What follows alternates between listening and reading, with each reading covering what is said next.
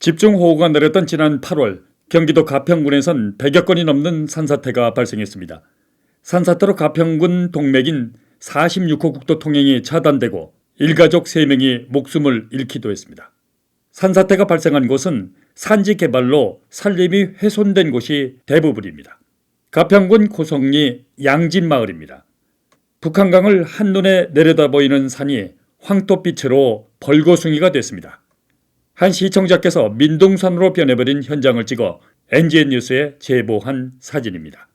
곳곳이 파이고 토사가 유출됐습니다. 우수관로는 노출되고 온전한 것이 없을 정도로 무너졌습니다.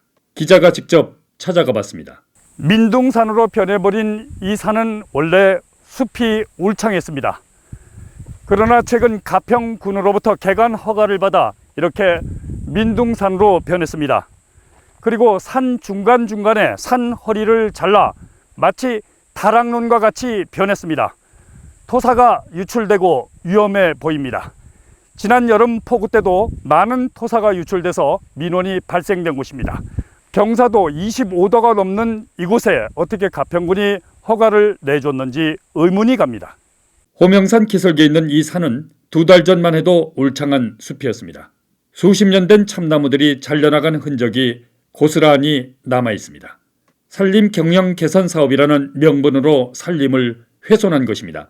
가평군청 산림과 관계자를 만나 무엇을 하기 위해 울창한 산림을 훼손하도록 허가를 내준 것인지 물어봤습니다.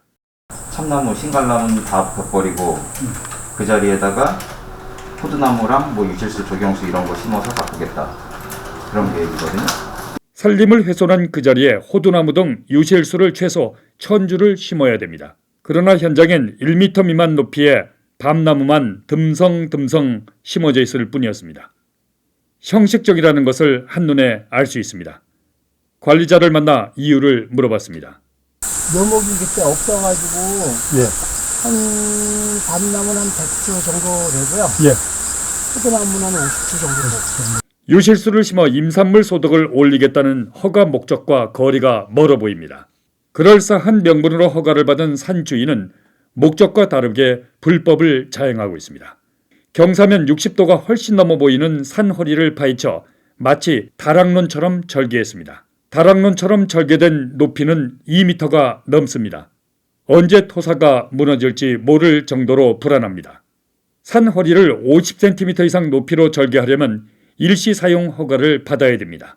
허가를 받았는지 담당 공무원을 만나 물어봤습니다. 50cm 이상 절성수가 생긴다. 그러면 산지관리법에 따라서 허가에서 산지 일시사용 신고를 받아야 돼. 일시사용 신고 받은 게 없이 50cm 이상 절성수를 했다. 그러면 이거는 위반이에요. 위반 사항이 됩니다. 그거 하려면은 관상수 받으셔야죠. 관상수나 뭐 다른 거 받으셔야 되는데 그런 내용은 없거든요. 저희 쪽에 없어요. 불법입니다. 임산물 소득 사업을 하겠다며 받은 허가와 달리 유실수는 흉내만 냈습니다. 그런데 이 산 정상은 운동장처럼 넓은 평지가 조성되어 있습니다. 빨간색 컨테이너는 관리동 명목으로 설치되어 있고 주변엔 잔디와 소나무까지 심어 조경까지 마쳤습니다. 북한강 전역이 내려다보이는 전망 좋은 전원주택지와 다름없습니다. 산 정상과 연결되는 500여 미터의 도로는 포장까지 마쳤습니다. 산 허리를 잘라 진입로를 만들었습니다. 경사도를 낮추기 위해 산을 잘라 만든 것으로 의심됩니다. 하지만 하늘이 보일 정도로 경사도가 여전히 심합니다. 도로에 놓인 물통이 쏜살같이 굴러갈 정도로 심각합니다. 산림 경영 개선 사업이라는 그럴듯한 명분으로 허가를 받았으나 그 속내는 다른 데 있음을 의심하지 않을 수 없습니다.